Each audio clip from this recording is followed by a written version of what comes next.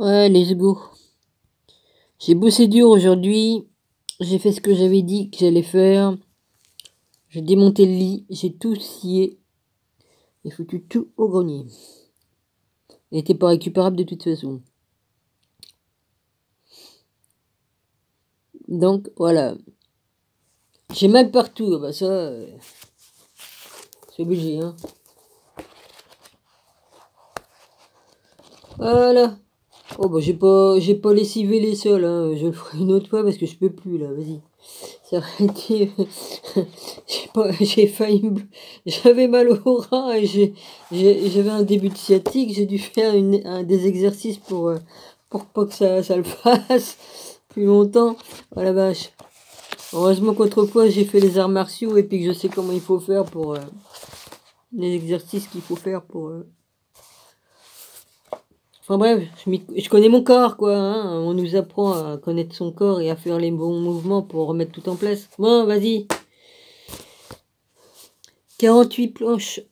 Oui. 48 planches acier. Vache.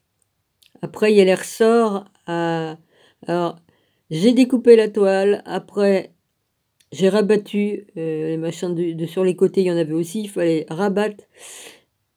J'ai commencé à m'emmerder à découper les trucs des ressorts, mais j'ai dit ça sert à rien. J'ai enlevé, dedans il y a de la laine de mérinos, donc on enlève la première couche de laine de mérinos. Après il y a une espèce de...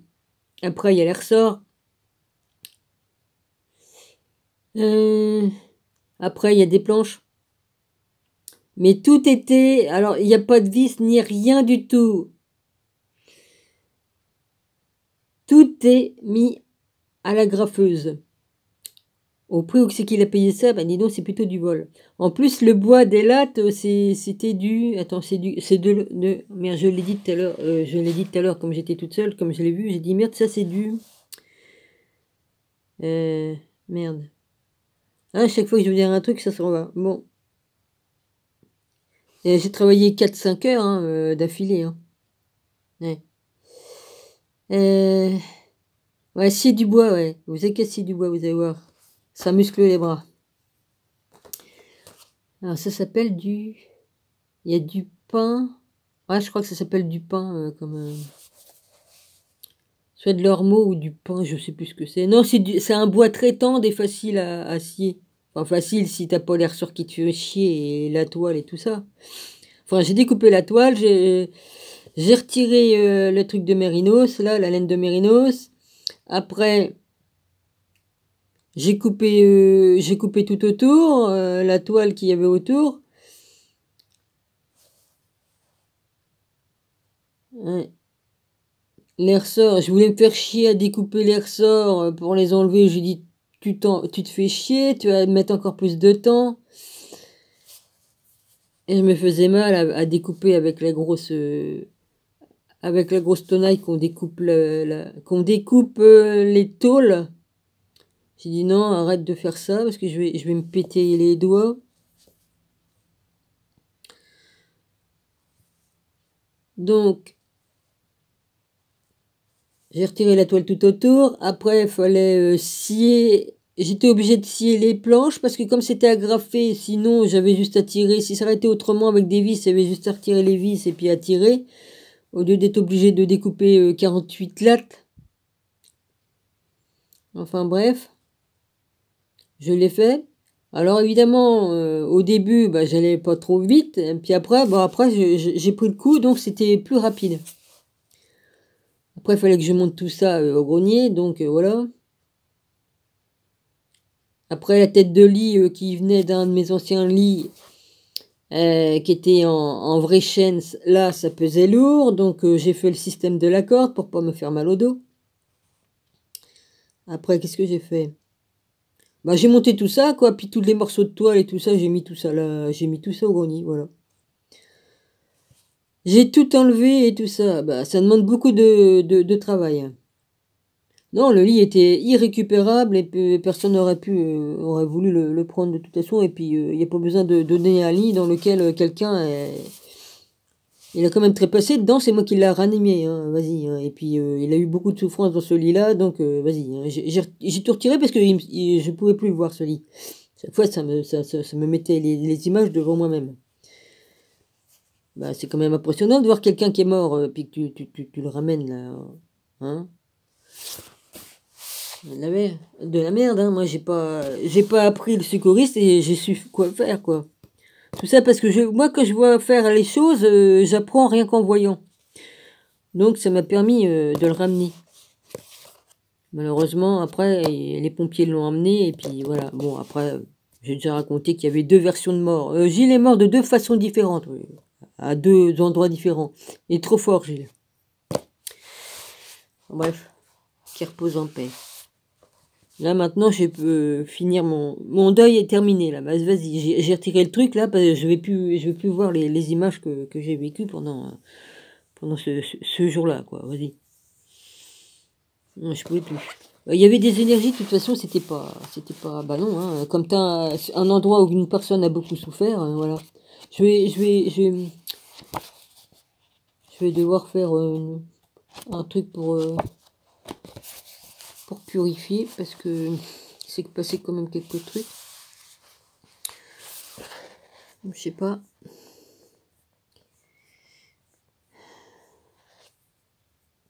En tout cas, il se passe un truc bizarre. Je me demande si l'autre, il a pas canné en bas. Je souhaite pas la mort, mais... il s'est passé un truc bizarre. Ouais, enfin bref. J'aimerais bien qu'on m'explique, étant donné que ceux qui ont pris la soupe magique, ils risquent de faire des infarctus, des ruptures d'anévrisme, enfin tout un tas de trucs, crise cardiaque. Ah oui, bah, c'est la même chose que je suis con. Pourquoi ils tolèrent qu'ils conduisent en voiture? Hein? En voiture, pardon. Je suis fatigué, hein, c'est normal, je suis crevé. Hein? Ce sont des personnes qui risquent de tuer des gens. Puis s'ils font une crise cardiaque, la voiture elle va partir dans des gens, tout ça. Faut bien se poser les bonnes questions. Hein. Enfin bon, faut arrêtez de vous faire la guerre, les gars. Hein. Arrêtez de vous faire la guerre. Moi, je critique pas ceux qui ont pris le truc. Hein. Vas-y, bon. Mais je dis, il y a danger. C'est comme un homme sourd, hein. Un homme qui est bourré, tiens, bah, il perd le contrôle de sa voiture parce qu'il est bourré, bah, c'est un danger public aussi. Vous me direz, il y a des gens ils ont des maladies cardiaques, ils prennent des médocs, tout ça. Ils peuvent faire aussi une crise cardiaque, vous me direz. Mais là, c'est plus. Je me suis aperçu qu'il y a beaucoup. Mais dans ma ville, il y a beaucoup de personnes que je vois plus. Hein. Puis souvent. Enfin bref, il se passe des trucs en tout cas. Il se passe des trucs. Voilà. Donc j'ai mal partout. Mais bon, ça vaut le coup.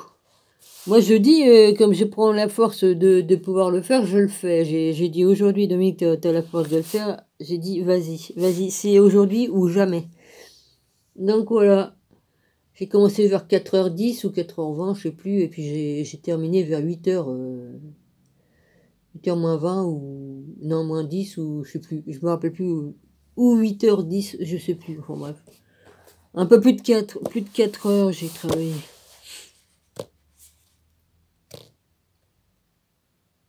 J'étais obligé de faire ça parce que j'aurais pas pu, même avec la corde, monter le matin, il pesait trop lourd. Déjà, rien comme t'enlèves tout le tissu, ça pèse lourd. La laine, ça pèse lourd. J'ai dit le seul moyen, tu dépouilles tout et tu fais des morceaux et voilà. J'ai fini avec le cadre et j'ai coupé en 2 vers le milieu. Et puis voilà. Après j'ai dû enlever quelques agrafes parce qu'il y en a qui étaient tordus. J'ai dit si tu les enlèves pas, tu vas le baisser. Donc j'ai retiré. Enfin bref, je suis débarrassé de ce truc là que je pouvais plus voir. Chaque fois que j'allais dans la chambre. Non.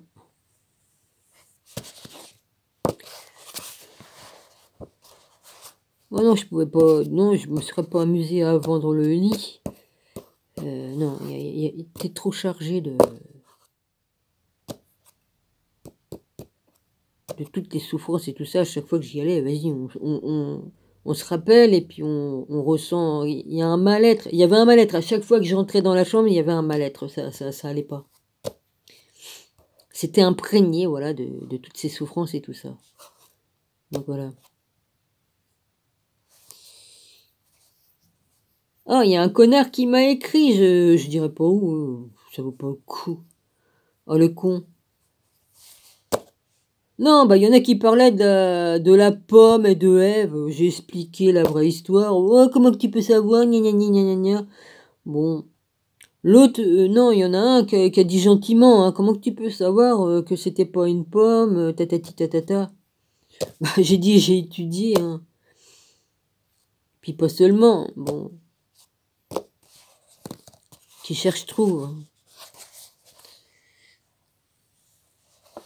Ouais, ils ont pas débuté à étudier tout dès l'âge de 8 ans. Moi, oui, bon, voilà, j'étais passionné de lecture dès lors que j'ai su écrire et lire. Tous les livres me sont passés dans les mains, la plupart. Tout. Les bandes dessinées, tout. Les livres d'histoire. Molière, le Duc de Saint-Simon. Enfin, bref, voilà. J'étais ado comme je disais ça.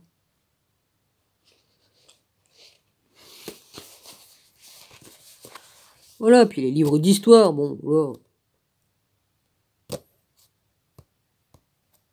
Ah oui, j'avais 10 ans comme j'ai lu comme j'ai lu la Bible. Ce serait temps que j'aille me coucher, ouais, c'est sûr. J'irai dormir comme j'aurais fait ce que j'ai à faire là. Je dis Dominique, c'est pas parce que t'as travaillé. Oh ben je pouvais plus bouger, j'ai dit Dominique, comment que je vais faire? Je me dis Dominique, comment que tu vas faire? Tu peux plus bouger tellement que t'as mal partout. Ouais. C'est demain que ça va être pire, c'est demain.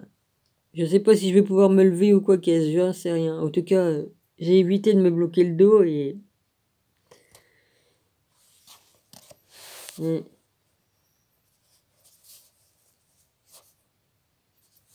Ouais, puis bon. Non, Dominique, ne dis pas, ne dis pas, ne dis pas. Ouais, c'est vrai. On est en train de me tenter de dire des trucs, mais je dirai pas. Pas question. Voilà, j'ai fait ce que j'avais dit. J'ai qu'une parole, et comme je dis, bah voilà, je fais.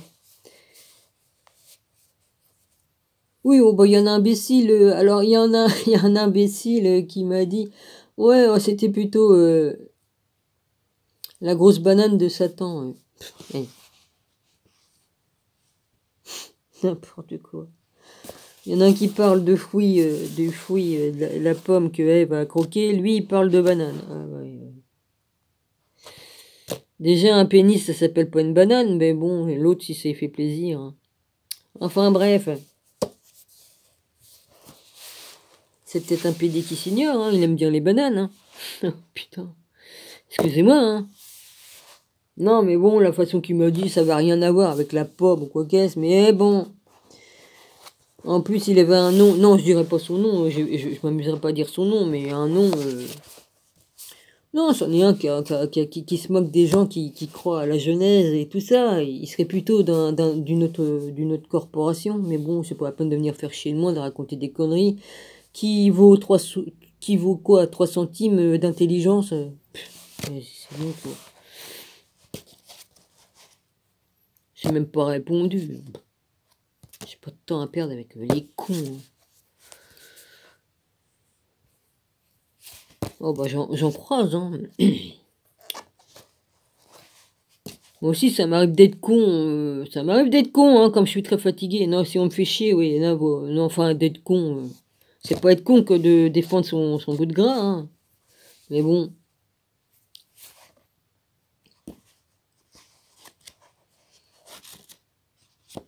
J'ai pas toute la connaissance que Dieu a, je suis pas Dieu, hein, mais bon, tout ce que j'ai étudié, je l'ai étudié.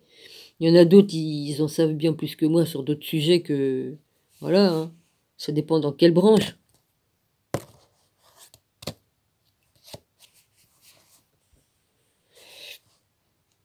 J'ai pas toute la science infuse, hein, mais bon, ce que je le sais, c'est tout. Point barre. Et ce que je sais pas, bah je sais pas. J'apprends tous les jours. À chaque jour, j'apprends.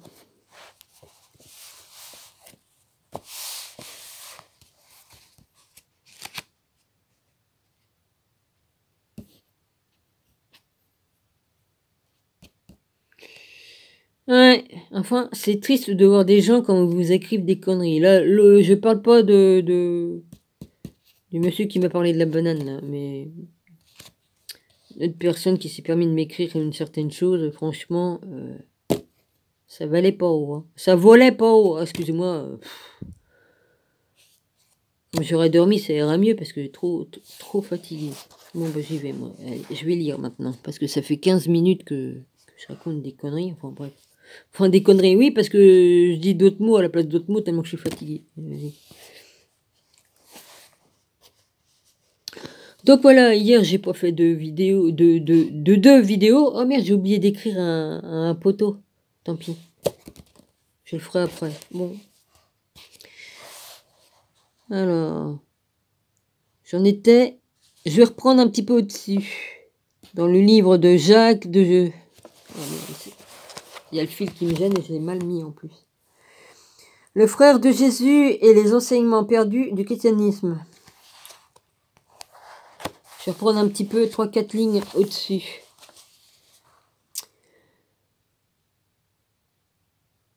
Alors. Ah oui, puis j'ai une loupe qui grossit plus que l'autre parce que l'autre je la retrouve pas. Je sais pas ce que j'en ai fait. J'avais fait tomber par terre, j'avais ramassé, après je m'en suis servi pour faire je sais plus quoi. J'ai dû m'en servir pour... Oh, je me rappelle plus. Et je sais plus où je l'ai mis. C'est pas grave. Alors... Ouais, je comprends pas, dans ma ville, il n'y a plus de marché. En tout cas, il n'y en a plus à l'endroit où c'est que je vais.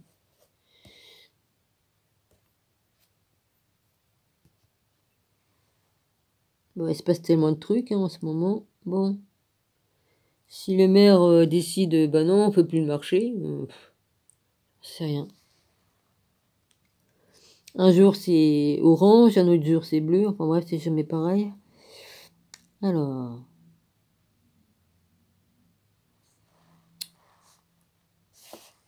Alors, j'en suis à la ligne, je vais aller un petit peu au-dessus, j'ai dit... Alors j'y vais.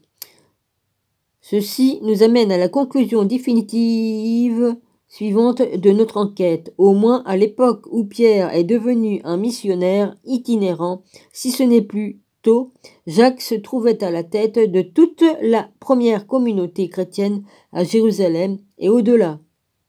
On peut aussi discuter du fait que le rôle de dirigeant de Jacques n'est pas explicite, ni dans les Actes des Apôtres, ni dans l'Épître aux Galates, simplement parce que c'était de notoriété publique. Luc et Paul ne suggèrent que tacitement le rôle de dirigeant de Jacques pour la même raison qu'ils ne l'ont pas présenté. La première fois qu'il est mentionné, c'était une évidence pour les lecteurs familiers. Avec la personne de Jacques et sa position, alors que la théorie de Panther, à savoir que Jacques a toujours été le chef de Jérusalem, n'a pas encore convaincu la majorité des spécialistes, elle est la plus sensée au vu des preuves trouvées dans la Bible et règle beaucoup de points de détail. Logiquement, ce serait la chose la plus naturelle, spécialement dans la société juive, qu'après la mort de Jésus, ce soit son frère aîné, je redis,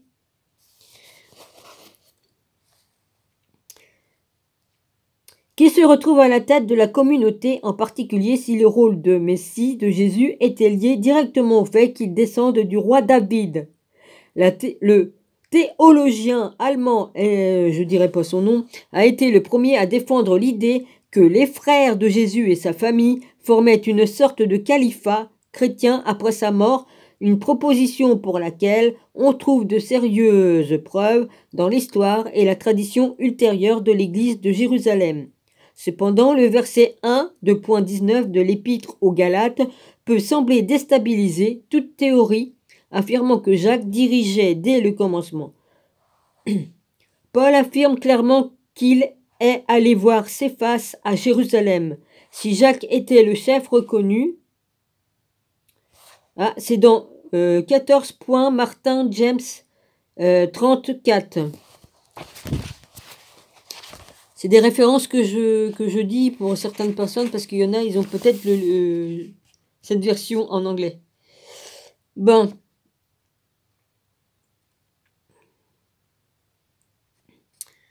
Alors, Paul affirme clairement qu'il est allé voir Céphas à Jérusalem. Si Jacques était le chef reconnu pour... Oh, mes bougies, ils sont encore allumés, dis donc.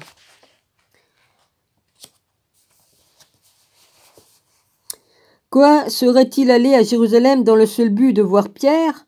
Encore une fois, Panther fournit une réponse plausible. Paul a peut-être choisi de voir Pierre car il était perçu comme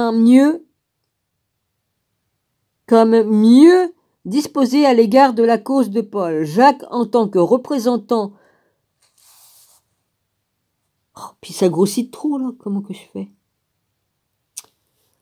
Jacques, en tant que représentant de l'autorité, était trop important pour être ignoré et Pierre a pu lui présenter Paul.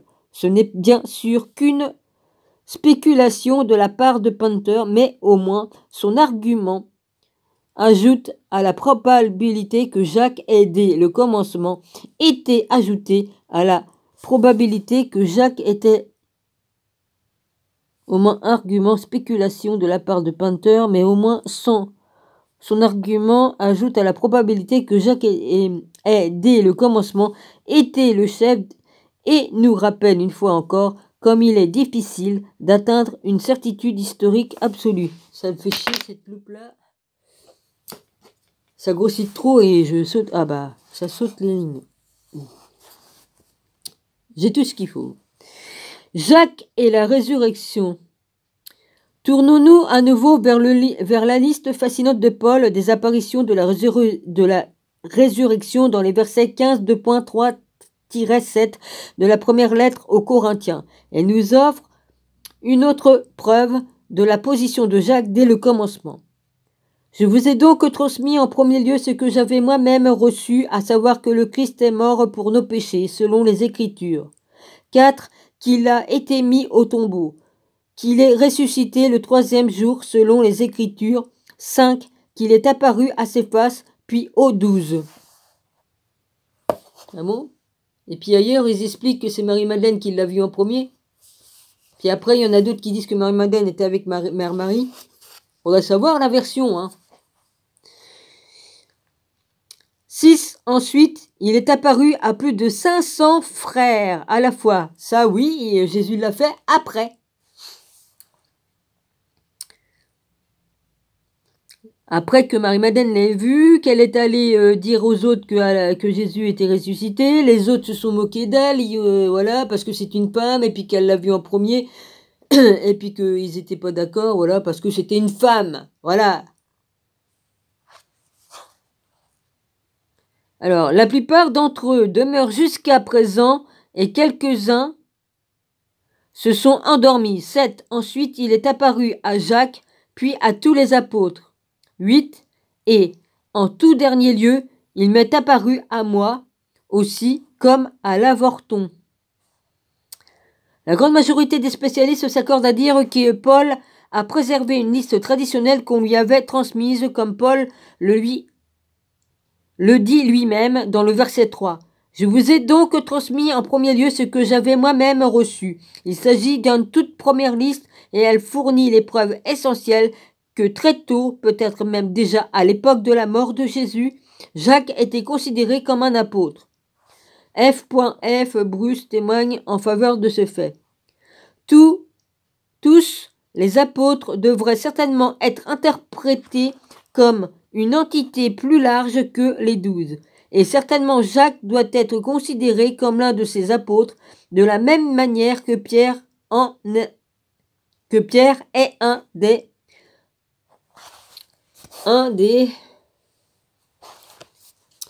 12. L'apparition du Christ ressuscité à Jacques a sans doute été rapportée à Paul par Jacques lui-même lors de son premier séjour à Jérusalem après sa conversion, comme l'apparition à Pierre lui a été rapportée par Pierre lui-même. Alors qu'il existe une unanimité des érudits concernant l'authenticité de la liste de Paul, il n'existe plus de suspicion concernant l'ordre dans lequel les apparitions ont eu lieu. Un débat très passionné également dans la première Église. Le débat des spécialistes aujourd'hui porte sur le fait de savoir si Paul voulait que sa liste soit comprise comme un ordre temporel, une liste par ordre d'apparition pour ainsi dire, ou si Paul n'avait pas une telle intention qu'il avait combiné deux listes qui représentaient les traditions rivales, traditions dans lesquelles une des premières communautés chrétiennes prétendait que Pierre avait été témoin de la première apparition et une autre communauté prétendait que Jacques avait été le premier à voir le Christ ressuscité. Ouais, puis il y en a une autre qui dit Marie-Madeleine.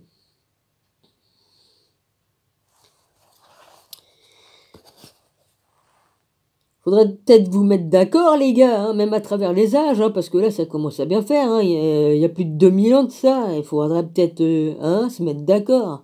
Ce serait peut-être temps. Bon alors, le Christ ressuscité.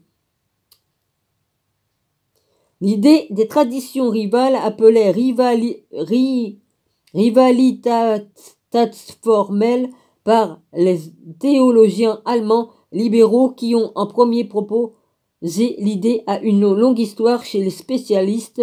Aujourd'hui, Gerb Ludemann soutient la compréhension classique allemande qui remonte au légendaire Adolf von Harnack.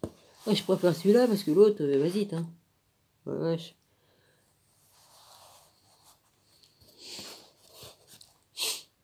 La formule de la première épître aux Corinthiens dépassait le fait que les disciples de Jacques revendiquaient par leurs dirigeants la primauté dont jouissait Pierre parce qu'il avait été témoin de la première apparition de la résurrection. Pour soutenir leurs revendications, ils ont construit la formule du verset 15.2.7 modelée sur le verset 15.2.5, bien que Paul raconte 3 points plus loin, raconte en ordre chronologique. On peut quand même se demander si cet exposé avait eu lieu avant le premier séjour de Jacques à Jérusalem. En tout cas, à cette époque, Jacques avait déjà un groupe de disciples à Jérusalem, bien que Céphas était encore le personnage principal, mais le processus d'une passation graduelle de l'autorité de Pierre à Jacques peut être retrouvé dans l'existence de l'église de Jérusalem. Je le dirai pas. La communauté en faveur de Jacques à laquelle Ludemann fait référence soutenait probablement leur revendication avec une œuvre apocryphe, l'évangile des Hébreux. Cet évangile fait la stupéfiante déclaration que Jacques a été le témoin de la première apparition de la résurrection. Et quand le Seigneur... Ah bah non, faut surtout pas qu'on parle de Marie-Madeleine. Bon, c'est pas grave, vas-y, on s'en fout. Avait donné le linge, son linceul, au serviteur de prêtre. Il est allé vers Jacques et lui est apparu. John Panther propose une surprenante modification de l'idée des formes rivales reçues des Allemands. Elle soutient la possibilité que Jacques ait vraiment été le témoin de la première apparition de la résurrection en dépit de l'ordre donné par Paul, faisant ainsi de Jacques le chef de l'église de Jérusalem depuis leur commencement. Selon Adolphe von... non, faut pas que je dise son nom de famille. La tradition suppose que Jésus est d'abord apparu à Pierre en Galilée et que l'apparition à Jacques a suivi l'apparition aux 500 frères à la Pentecôte. Harnack indique que les versets 15.2.5 et 15.2.7 reflètent un déplacement du pouvoir de Pierre, 3 points plus loin, à 3 points plus loin, Jacques. William, entre parenthèses, Pratcher, ajoutant à l'œuvre de von Harnack, indique que le verset 15.2.7 est basé sur le verset 15.2.5, reflétant la rivalité entre les disciples de Jacques et les disciples de Pierre. Lunderman développe une position similaire. Si le rôle de Pierre en tant que premier dirigeant est reconnu, la rivalité formelle reflète en changeant à la tête de l'église de Jérusalem. Autrement, nous avons indiqué qu'il existait une tension soutenue entre Jacques et Pierre. Épître aux Galates 2.11-14. On peut voir la mise en place de la primauté de Pierre comme le dernier mouvement italique de l'auteur.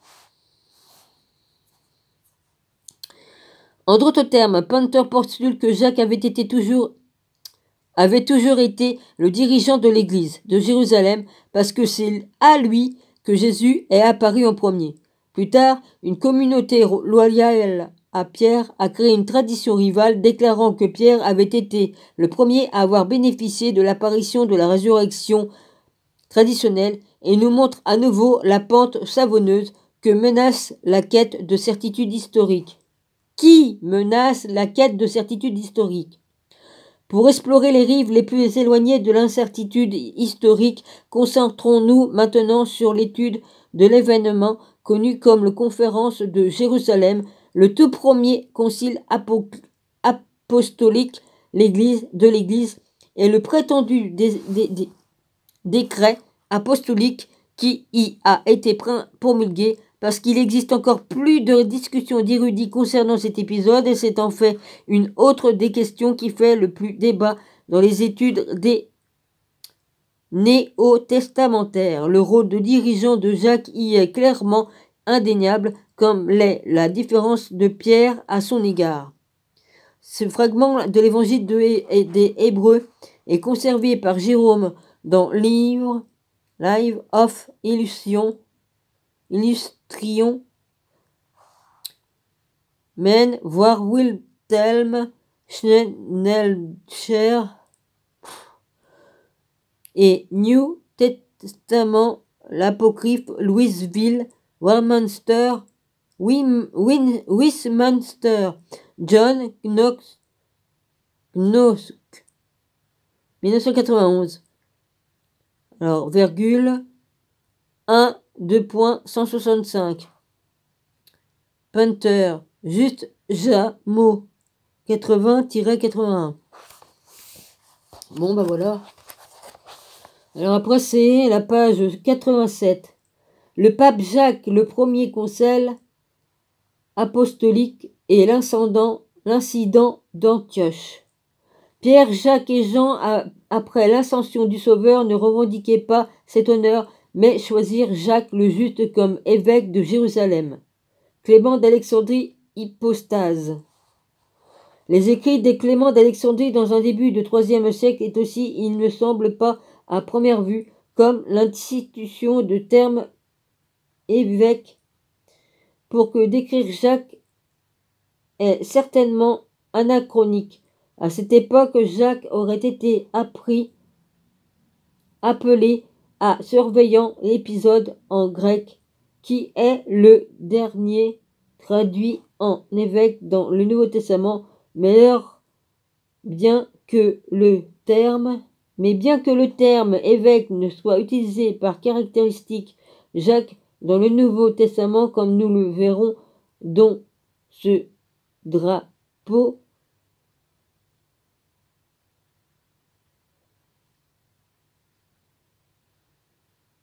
comme nous le verrons dans le chapitre, cette description de rôle de Jacques à jouer dans l'église de Jérusalem est tout à fait précise. Comment nous l'avons déjà mentionné au début de cet épître, Galates, Pierre fournit un très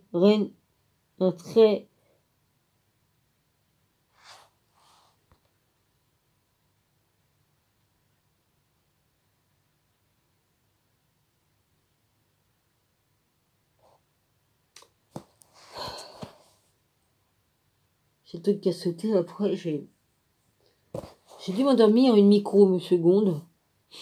Comme nous l'avons déjà mentionné au début de son épître aux Galates, Paul fournit un bref résumé biographique des quelques premières années qui ont suivi son expérience conversion.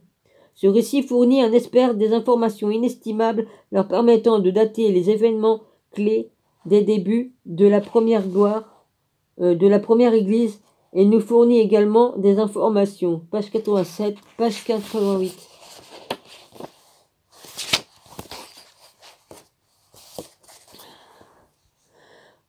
L'importante, en ce qui concerne le rôle de dirigeant de Jacques, les 2 premiers chapitres de l'Épître de Galates sont inestimables. Sans eux, notre connaissance du début du christianisme serait extrêmement appauvrie. Voici un condensé des éléments cruciaux pour notre affaire pris dans les chapitres A et 2. Coup de fatigue. Oh la vache.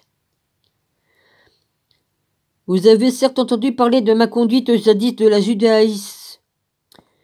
Dans le judaïsme, de la persécution effrénée que je menais contre l'Église de Dieu, et les ravages que je lui connais. 14. Et de mes progrès dans le judaïsme où je surpasse bien des compatriotes de mon âge, en partisan contre les quoi?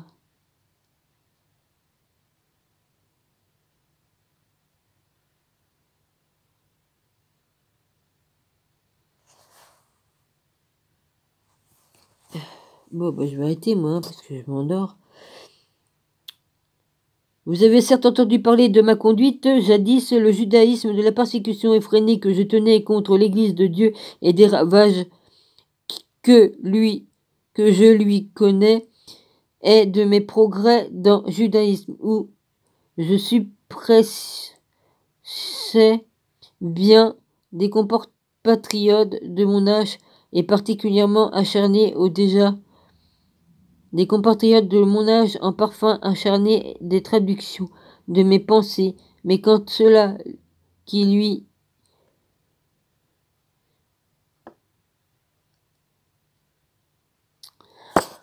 je m'endors. Vous avez certes entendu parler de ma conduite jadis de le judaïsme, de la persécution effrénée que prenait contre l'Église de Dieu et des ravages des compatriotes à mon âge en particulier.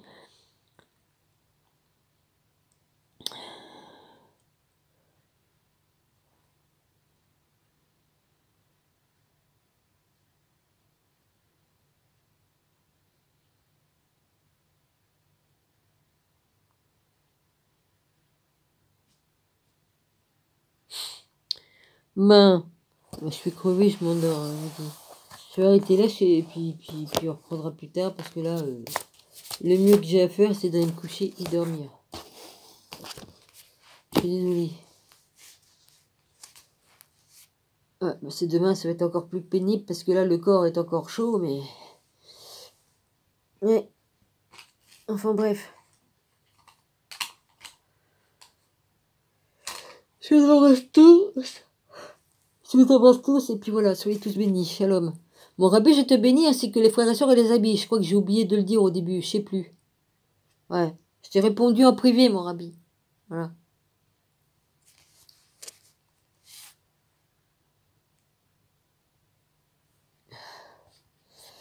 Bon, ben, je vais faire dodo, moi. De toute façon, j'ai pas très chaud, donc je serai mieux au chaud dans ma couette. Allez, gros bisous et puis à la prochaine. Bah oui, elle va faire que 39 minutes, ma vidéo. Ben, c'est bien suffisant, de toute façon, voilà. Je vais pas faire 1 heure, sinon je vais m'endormir, c'est pas la peine. Bah, la preuve, j'ai piqué du nez 3-4 coups. Voilà. Je vous embrasse tous et puis voilà. Excusez-moi, mais je suis très fatiguée.